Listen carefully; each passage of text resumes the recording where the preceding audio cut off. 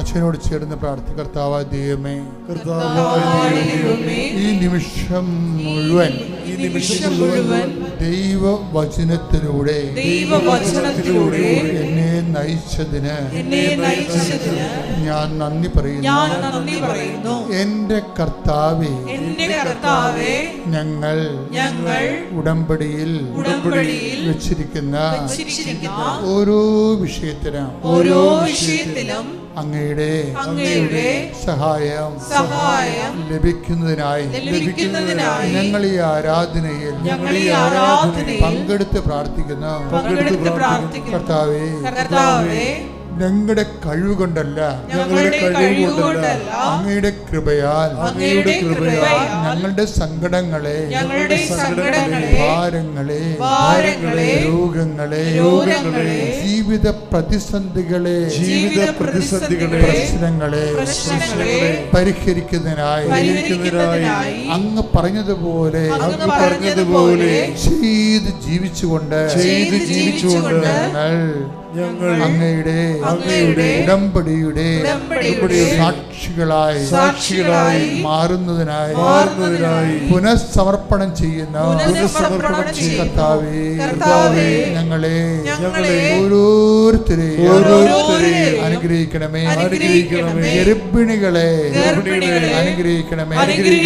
പ്രസവത്തിന് പാടുണ്ടാകും, ക്ലേശകരമായിരിക്കും ഡോക്ടർ പറഞ്ഞവരെ, ഗർഭസ്ഥ ശിശുവിന് കേടുള്ളവരെ ഇപ്പോൾ അനുഗ്രഹിക്കണമേ.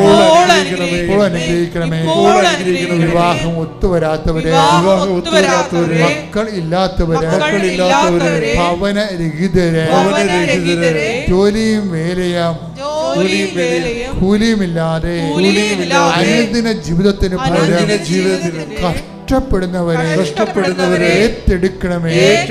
പരിശുദ്ധ പരമദിവ്യകാരുണ്യത്തിന് ഇയാളെ മനസ്സിൽ ഇരുന്നുകൊണ്ട് പരിശുദ്ധാത്മാവ് ഇയാളെ തോന്നിപ്പിക്കുകയാണ്. ഇവിടുത്തെ ഫ്ലോ തടസ്സം, ഗ്രേസ് കൃപ തടസ്സം ഉള്ളാൻ കാരണം വൈഫിൻ്റെ സ്നേഹരാഹിത്യമാണ്. വൈഫിനോട് അയാളെ വിളിക്കാൻ പറയാൻ പറഞ്ഞു.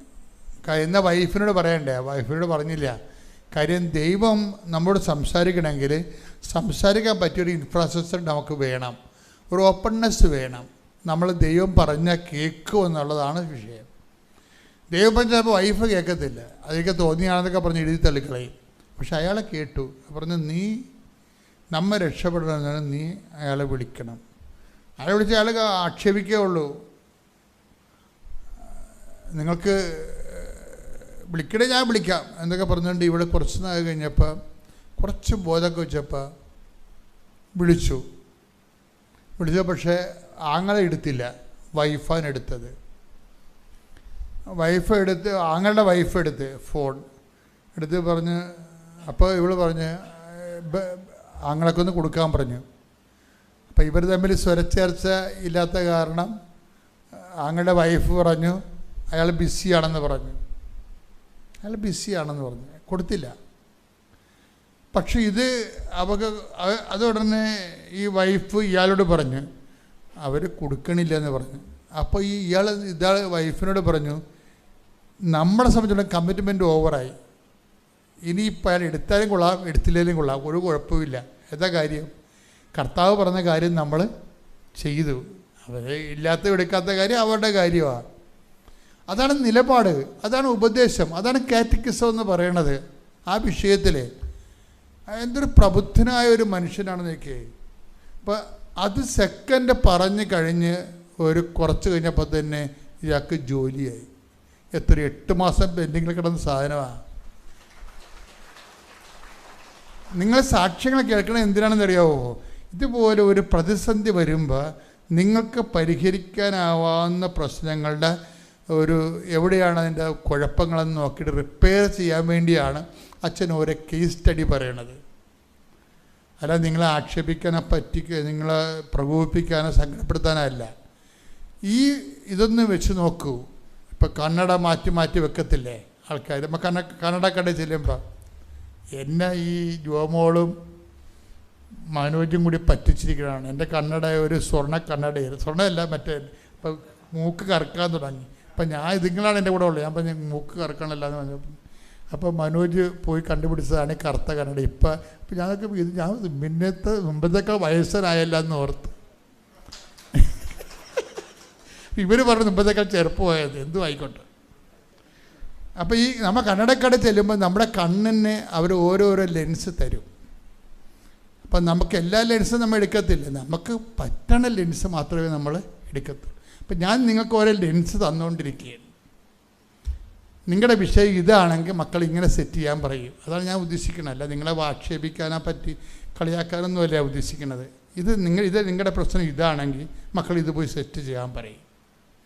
നമ്മുടെ കേസ് സ്റ്റഡിയാണ്, നമ്മുടെ ഓരോ സാക്ഷ്യവും കേസ് സ്റ്റഡിയാണ്. ഇപ്പോൾ എന്തുകൊണ്ടാണ്, അതായത് വചനമെന്ന് പറയണത് ഒരു വല്ലാത്ത ഒരു സംഭവമല്ലേ. വചനത്തോട് വലിയ ഒരു പ്രണയബന്ധം ഉണ്ടാകണം വചനത്തോട്. അപ്പം നിങ്ങൾക്ക് ദൈവം നിങ്ങളുടെ കൂടെയുള്ള പോലെ നിങ്ങൾക്ക് ഫീൽ ചെയ്യും. നീ നടക്കേണ്ട വഴി നിൻ്റെ മുഖത്തൊക്കെ ഉപദേശിക്കും. ഞാൻ നിങ്ങളോട് പറഞ്ഞില്ലേ, ചില സമയത്തെങ്കിലും നെടുമ്പാശ്ശേരി നമ്മൾ കാര്യം പറയുമ്പോൾ അച്ഛൻ എന്താ പറഞ്ഞത്, ഒത്തിരി പേര് വന്ന് കൊണ്ടുവന്നാക്കാനും വരുമ്പോൾ തിരിച്ച് കൊണ്ടുപോകാനും ഒത്തിരി പേര്. ഏതെങ്കിലും ഒരു കാലത്ത് നമ്മൾക്ക് ആരും കൊണ്ടുവന്നാക്കാൻ ഉണ്ടാകാത്തൊരു സമയമുണ്ട്. ആരും കൊണ്ടുപോകാനും ഒരു സമയമില്ല. നമ്മൾ ഒറ്റക്ക് വരണം, ഒറ്റക്ക് പോകണം. എന്നാൽ പിന്നെ എന്തുകൊണ്ട് ഇന്ന് അത് ആയിക്കൂടാ? എന്തെങ്കിലും നമ്മളിത് ഫേസ് ചെയ്യേണ്ടി വരും. എന്നിട്ട് വീട്ടിൽ പോയി ആൾക്കാർ തല്ലിക്കൊള്ളണമെന്നല്ല ഞാൻ പറയണത്. നിങ്ങൾ ദൈവം മാത്രമേ നിങ്ങൾക്കുള്ളൂ എന്ന് നിങ്ങളുടെ മനസ്സിനെ പഠിപ്പിക്കണം. ഓക്കെ അല്ലേ? അത് കറക്റ്റാണ്. എന്താ ഗുണമെന്നറിയാവോ? അടി കിട്ടിയതിന് ശേഷം അയ്യോ എൻ്റെ കർത്താവേ എനിക്ക് തെറ്റിപ്പോയി, ഞാൻ പഴയ കാലങ്ങളിൽ എനിക്ക് എല്ലാവരും ഉണ്ടെന്ന് വിചാരിച്ച് എന്നിട്ട് ഞാൻ നിന്നെ ഉപേക്ഷിച്ചു എന്നൊക്കെ പറഞ്ഞ് കരഞ്ഞു കൂപ്പി കാറിയിട്ട് കാര്യമൊന്നുമില്ല. മറിച്ച് എന്താ, ഇന്ന് തന്നെ മനസ്സിനെ പഠിപ്പിക്കണം. എന്താണ്? മത്തായി 24:25 വായിച്ചോളൂ. ശ്രുതിയുടെ ഹല്ലേലൂയ. ഞാൻ മുൻകൂട്ടി നിങ്ങളോട് പറഞ്ഞിരിക്കുന്നു. അതാണ് മുൻകൂട്ടി ഓരോ കാര്യം കർത്താവ് നമ്മളോട് പറഞ്ഞിട്ടുണ്ട്. അതെന്തിനാണ്? ആ സമയമാകുമ്പോൾ നമ്മൾ പിടച്ചിലുണ്ടാകാതിരിക്കാൻ വേണ്ടിയാണ്. ഇതുപോലെ തന്നെ ആദ്യമേ നമ്മൾ ഈശോ പറഞ്ഞു, I will be with you under the last. കാലത്തിൻ്റെ അവസാനം വരെ 2 സ്ഥലത്തിന് ഗ്യാരണ്ടി ചെയ്തുകൊണ്ടാണ് വചനം പറയുന്നത്. ഇപ്പോൾ വചനത്തിൻ്റെ പ്രശ്നം എന്ന് പറഞ്ഞാൽ വചനം ജീവിതം തന്നെയാണേ. നമ്മുടെ ഇൻസിഡൻ്റ് ആൻഡ് ഈവൻ്റ് സംഭവിക്കുന്നത് എവിടെയാണ്? ഈവൻ്റ് എന്ന് പറഞ്ഞാൽ എന്താണ്? സംഭവം. ഒരു സംഭവം നടക്കുന്നത് എവിടെയാണ്? ടൈം ആൻഡ് സ്പേസിലാണ് നടക്കുന്നത്, അല്ലേ? ഇപ്പം നിങ്ങൾ ധ്യാനം കൂടുന്നു, എവിടെ കൂടുന്നു? എൻ്റെ സ്പേസ് എന്താണ്? കൃപാസനത്തിൽ. ടൈം എന്താണ്? നവംബർ 2-ാം തീയതി പരിതാത്മക്കളുടെ ദിവസം, അതാണ് ടൈം. അപ്പോൾ എല്ലാ സംഭവത്തിനും സ്പേസും ടൈമുണ്ട്. ഇതുപോലെ നമ്മുടെ ജീവിതത്തിലെ എല്ലാത്തിനും സ്പേസും ടൈമുണ്ട്. ദൈവം എന്ത് ചെയ്യും? ടൈമും ഗ്യാരണ്ടി ചെയ്യും, സ്പേസും ഗ്യാരണ്ടി ചെയ്യും. എന്തുകൊണ്ട്? തൻ്റെ സാന്നിധ്യം കൊണ്ട്. പഴയ നിയമത്തിൽ നമ്മുടെ സ്പേസാണ് ഗ്യാരണ്ടി ചെയ്യണത്. I will come with you wherever you go. Where time സ്പേസാണത്, അല്ലേ? നീ പോകുന്ന ഇടത്ത് ഇടം സ്ഥലം. ഇപ്പം ഈ ജോഷുവ 1:9 നമ്മുടെ പ്രധാനപ്പെട്ട വചനമാണ്. പുറപ്പാട് 33:14 നമ്മുടെ പ്രധാനപ്പെട്ട വചനമാണ്. എന്താണ് വചനം? നീ പോകുന്നിടത്തെല്ലാം, അപ്പം സ്ഥലമാണ്, ഞാൻ നിൻ്റെ കൂടെ ഉണ്ടാവും. പുതിയ നിയമം, അത് പഴയ നിയമം. പുതിയ നിയമം എന്താ പറയണത്? I will be with you unto the last. കാലത്തിൻ്റെ കാലം, അവിടെ കാലമാണ്. ഓരോരുത്തർ സ്ഥലവും ഓരോരുത്തർ കാലവുമാണ്.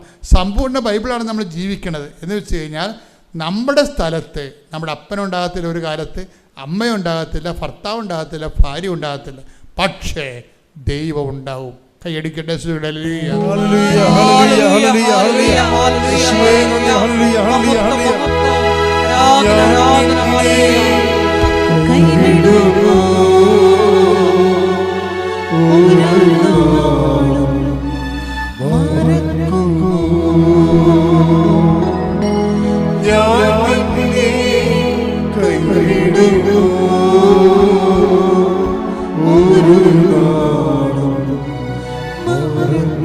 Oh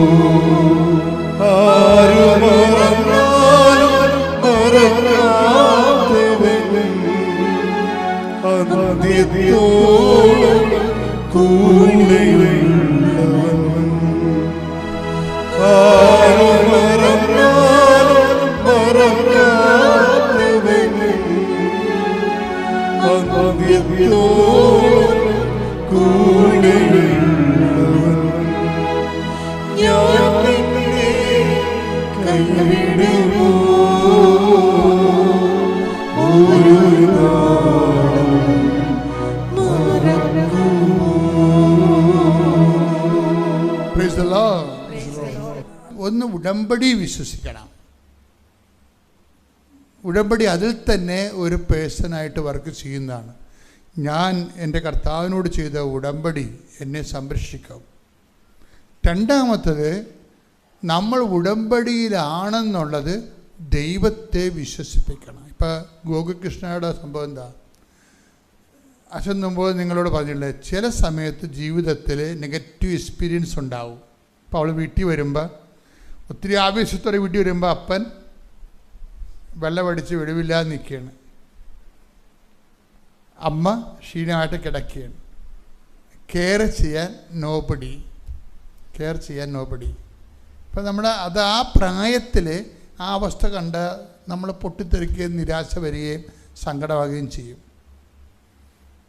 പക്ഷേ എന്താ വിഷയം? ഇവിടെ ഉടമ്പടിയിലായതുകൊണ്ടും ആന്തരിക അഭിഷേകം പ്രാപിച്ചവരാണ് ഇവർ. കാര്യം ആന്തരിക അഭിഷേകം പ്രാപിക്കാൻ കാരണം, ആന്തരിക അഭിഷേകം പ്രാപിക്കണം. ഇപ്പോൾ ഇവള് തന്നെയാണെങ്കിലും ഈ പ്രായത്തിൽ ആ കൊല്ലത്തുള്ള എല്ലാ വീടുകളിലും കൊണ്ടുപോയി പത്രം കൊടുക്കും. നോൺ ക്രിസ്ത്യൻസിനാണ് കൊടുക്കുന്നത്. എന്നിട്ട് അവർ പറഞ്ഞ കാര്യം എന്താണ്? ക്രിസ്തു എൻ്റെ നാമത്തിൽ വിശ്വസിച്ചുകൊണ്ട് നിങ്ങൾ വീണ്ടെടുക്കുന്നതിന് വേണ്ടിയാണ് ഞാൻ നിങ്ങൾക്ക് തരണത്. ഇതാണ് സംഭവം. ഇത് കേൾക്കണ ക്രിസ്തുവിൻ്റെ അവസ്ഥ എന്തായിരിക്കും? ഓരോരുത്തർക്കും ഈ പത്രം കൊടുത്തിട്ട് ഇവിടെ പറഞ്ഞത് എന്താണ്? ക്രിസ്തുവിൻ്റെ നാമം നിങ്ങൾ വിശ്വസിച്ച് വീണ്ടെടുക്കപ്പെടുന്നതിന് വേണ്ടിയാണ് ഞാൻ നിങ്ങൾക്കിത് തരണത് എന്ന് പറയുമ്പോൾ അത് കേൾക്കുന്ന ആ വീട്ടുകാരുടെ അവസ്ഥയല്ല, അത് കേൾക്കണ ക്രിസ്തുവിൻ്റെ അവസ്ഥ നോക്കണം. അപ്പോൾ ക്രിസ്തു അവരിൽ വിശ്വസിക്കുന്നു. ഒരിക്കൽ ഇവൾ അമ്മയോട് ചോദിക്കുകയെ, അവളുടെ അമ്മയല്ല, എപ്പോഴും അവളുടെ അമ്മ ഈ പരിശുദ്ധ അമ്മയോട് എപ്പോഴും ഗൗകുൽകൃഷ്ണ ചോദിക്കുന്ന ഒരു ചോദ്യമുണ്ട്. എങ്ങനെയാണ് അമ്മ കുരിശിൻ്റെ ചുവട്ടിൽ നിന്നതെന്ന് ചോദിക്കും. എങ്ങനെയാണ് അമ്മ? സ്വന്തം മകനല്ലേ, സ്വന്തം മകൻ ഇങ്ങനെ നഗ്നനായി ഇങ്ങനെ ക്രൂശിക്കപ്പെട്ടിട്ട് അതിന് ചുവട്ടിൽ അമ്മ എങ്ങനെ നിന്നു എന്നെപ്പോഴും ഇവിടെ അമ്മയോട് ചോദിക്കും. പിന്നീട് ഒരു ദിവസം ഇവൾക്ക് തന്നെ നമുക്ക് ദൈവം ചെയ്യുന്നറിയാമോ? ദൈവം നമ്മൾ ക്ലാസ്സിൽ ട്യൂഷൻ ക്ലാസ്സിൽ പറഞ്ഞ പോലെ ചില പരീക്ഷയ്ക്ക് വേണ്ടി ക്വസ്റ്റ്യൻ ബാങ്ക് പറയത്തില്ലേ, നമ്മളൊരു ക്വസ്റ്റ്യൻ സാറ് പറയും, അതിൻ്റെ ഉത്തരവും പറയും. അങ്ങനെ ദൈവം ചെയ്യത്തില്ല. ദൈവത്തോടൊരു ചോദ്യം ചോദിച്ചാൽ ആ കറസ്പോണ്ടിങ് അനുഭവത്തിലൂടെ ദൈവം നമ്മളോട് കൊണ്ടുപോകും. അപ്പോഴേ ഈ വീട്ടിൽ അമ്മ കിടപ്പാകുകയും അപ്പൻ ഇങ്ങനെ ഡ്രങ്കാർഡായിട്ട് നിൽക്കുകയും ഇവൾ ഓഫായി മാറുകയും ഇവൾ 5 ദിവസത്തേക്ക് 10 ദിവസത്തേക്ക് വന്നിട്ട് ഇവളുടെ കാര്യം തിരക്കാൻ ആർക്കും പറ്റാതിരിക്കുകയും ഇവളിങ്ങനെ ലെഫ്റ്റ് ആയിപ്പോകണം ചെയ്യുന്ന സമയത്ത് ഇവളെങ്ങനെ നയിക്കപ്പെട്ടു എന്ന് പറയുന്നത് പരിശുദ്ധാത്മാവിലാണ് പിടിച്ചു നിൽക്കണത്.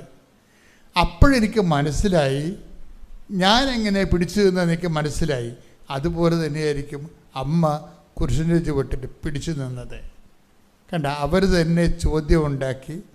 ആ ചോദ്യം ഉന്നയിച്ച കർത്താവ് തന്നെ അവരെ ആ സെയിം സിറ്റുവേഷനോട് യോജിക്കുന്ന വിഷയത്തെ കൊണ്ടുപോയിക്കൊണ്ട് ദൈവം അവരെല്ലാവരും ദൈവത്തിൻ്റെ മെയിൻ ജോലി എന്താണെന്ന് ചോദിച്ചു കഴിഞ്ഞാൽ എന്താണ്? 6:45 യോഹന്നാൻ്റെ സുവിശേഷം. അവരെല്ലാവരും ദൈവത്താൽ പഠിപ്പിക്കപ്പെടും. Take the word of God. ശ്രുതികട ഹല്ലേലൂയ. യോഹന്നാൻ 6:45. അവരെല്ലാവരും ദൈവത്താൽ പഠിപ്പിക്കപ്പെട്ടവരാകും എന്ന് പ്രവാചക ഗ്രന്ഥങ്ങളിൽ എഴുതപ്പെട്ടിരിക്കുന്നു. അപ്പൊ ഒരു സാധനം വേസ്റ്റ് ആയിട്ട് സംഭവിക്കണതല്ല, കാഷ്വലായിട്ട് സംഭവിക്കണതല്ല, ആക്സിഡൻ്റലായിട്ട് സംഭവിക്കണതല്ല. എല്ലാം വളരെ മോണിറ്ററിങ് ചെയ്യുന്നുണ്ട്. നിൻ്റെ ജീവിതത്തിൽ സംഭവിക്കുന്ന ഓരോ വിഷയങ്ങളിലും നീ ക്രിസ്തുവിനെ കക്ഷിയാക്കി കഴിയുമ്പോൾ അതെന്ത് സംഭവിച്ചു, എന്തിനു സംഭവിച്ചു, അതുകൊണ്ട് ദൈവം നിന്നെ എന്താണ് പഠിപ്പിക്കുന്നത് എന്ന് മനസ്സിലാകും. ഈ ഉടമ്പടി എഴുതിയിട്ട് 2 മാസത്തിനുള്ളിൽ അവൻ്റെ റാങ്ക് ലിസ്റ്റിൽ അവൻ്റെ പേര് വന്നു. അവൻ 14ാമത്തെ റാങ്കിൽ അവൻ്റെ പേര് വന്നു. ഇപ്പോൾ അവന് 2-3 മാസം കഴിഞ്ഞപ്പോൾ തന്നെ അവന് അപ്പോയിൻമെൻ്റ് ഓർഡർ കിട്ടി. 2023 മാർച്ച് 27 വാട്ടർ അതോറിറ്റിയിൽ ഓവർസിയറായിട്ട് അവൻ ജോയിൻ ചെയ്തു. ഇപ്പോൾ അവിടെ വർക്ക് ചെയ്തുകൊണ്ടിരിക്കുന്നു. ഇത് മാതാവിൻ്റെ ഈശോയുടെയും അനുഗ്രഹം കൊണ്ട് മാത്രം കിട്ടിയതാണെന്ന് ഞാനും ഞങ്ങളുടെ കുടുംബവും വിശ്വസിക്കുന്നു. അതുപോലെ തന്നെ ഞാൻ ഉടമ്പടി എടുത്ത് ഇരിക്കുന്ന സമയത്ത് തന്നെ എൻ്റെ ഈ നെഞ്ചിന് താഴെ ഒരു ചൊറിച്ചിൽ അനുഭവപ്പെടുമായിരുന്നു. എനിക്ക് എപ്പോഴും ചൊറിയും. ഞാനൊരു ഓയിൻമെൻറ്റ് അത് പുരട്ടും, അത് മാറും. വീണ്ടും കുറച്ച് ദിവസം കഴിയുമ്പോൾ വീണ്ടും അത് ചൊറിഞ്ഞു വരും. വീണ്ടും ആ ഓയിൻമെൻറ്റ് ഞാൻ അവിടെ പുരട്ടും.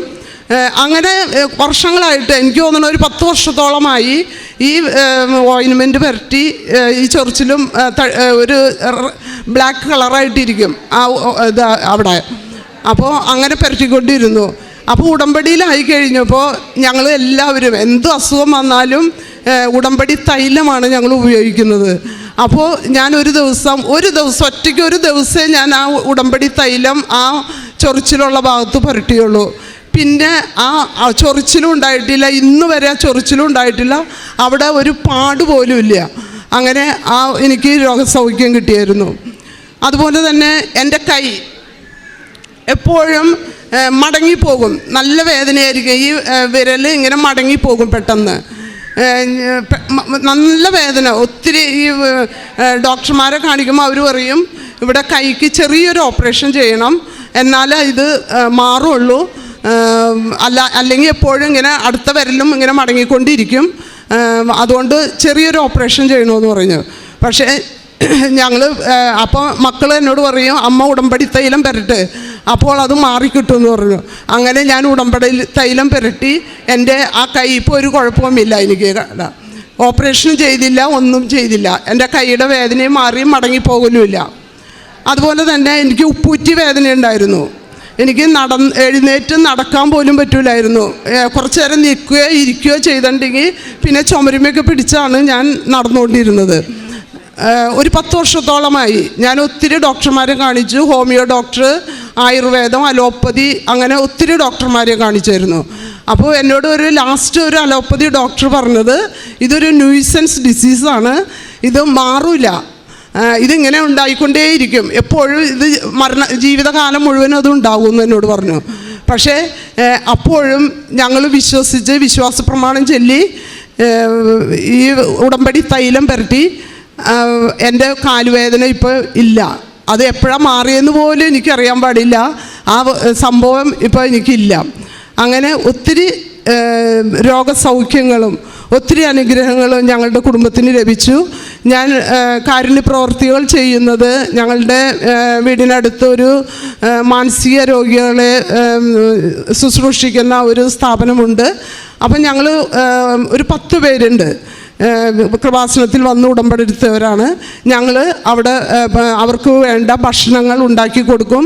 ഞങ്ങൾ ഉണ്ടാക്കി അവരുടെ അടുത്ത് പോയി കൊടുത്ത് അവരോടൊപ്പം ഇരുന്ന് ഭക്ഷണം കഴിച്ച് ആണ് ഞങ്ങൾ പിരിയുന്നത്. അവർ പ്രാർത്ഥിച്ചൊക്കെയാണ് ഞങ്ങൾ പിരിയുന്നത്. അതുപോലെ തന്നെ നമ്മുടെ പത്രം പ്രേക്ഷിത പ്രവർത്തനം ചെയ്യുന്നത്. പത്രം കിട്ടിയാൽ പിറ്റേ ദിവസം തന്നെ ഞാൻ അത് കൊടുത്തു തീർക്കും. എന്ന് വെച്ചാൽ അത് വെച്ചുകൊണ്ടിരിക്കാനായിട്ട് സമാധാനം ഉണ്ടാവില്ല. പ്രാർത്ഥിച്ച് വീടിനടുത്തുള്ളവർക്കും ബസ് സ്റ്റാൻഡുകളിലും പിന്നെ ഞാൻ സ്കൂളിൽ പഠിപ്പിക്കാൻ പോകുമ്പോൾ എൻ്റെ ബാഗിൽ വെച്ചേക്കും. ഞാൻ പറഞ്ഞുകൊണ്ടാണ് കൊടുക്കുന്നത്. എൻ്റെ അനുഭവ സാക്ഷ്യങ്ങളെല്ലാം പറഞ്ഞുകൊണ്ടാണ് അവർക്ക് കൊടുക്കുന്നത്. അതുകൊണ്ട് നിങ്ങളും ഇത് വായിച്ച് പ്രാർത്ഥിക്കണം എന്നും പറഞ്ഞുകൊണ്ട് ഞാൻ അവർക്ക് കൊടുക്കാറുണ്ട്. അതുപോലെ തന്നെ രോഗികളെ കാണാൻ പോകാറുണ്ട്. ക്യാൻസർ രോഗികൾക്ക് സഹായങ്ങളൊക്കെ ചെയ്യാറുണ്ട്.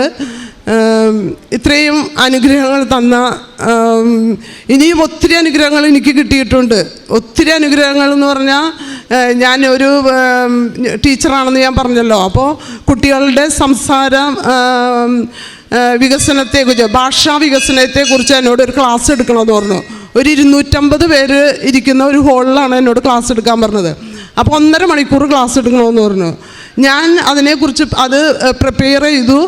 ഞാനൊരു ഡയറിയിൽ അതിൻ്റെ നോട്ട്സൊക്കെ എഴുതി വെച്ചു. ഞാൻ എൻ്റെ സ്വയം ഒന്ന് പറഞ്ഞു നോക്കി ഇത് എത്ര മണിക്കൂർ ഉണ്ടാവുന്നുള്ളൂ. ഞാൻ നോക്കുമ്പോൾ എത്ര സംസാരിച്ചിട്ടും 15 മിനിറ്റിൽ കൂടുന്നില്ല. ഞാൻ എന്നിട്ട് കൂടുതൽ ഒന്നും കൂടി കൂട്ടിച്ചേർത്തിട്ടും മാക്സിമം 20 മിനിറ്റ്, അതിൽ കൂടുതൽ എനിക്ക് സംസാരിക്കാൻ പറ്റുന്നില്ല.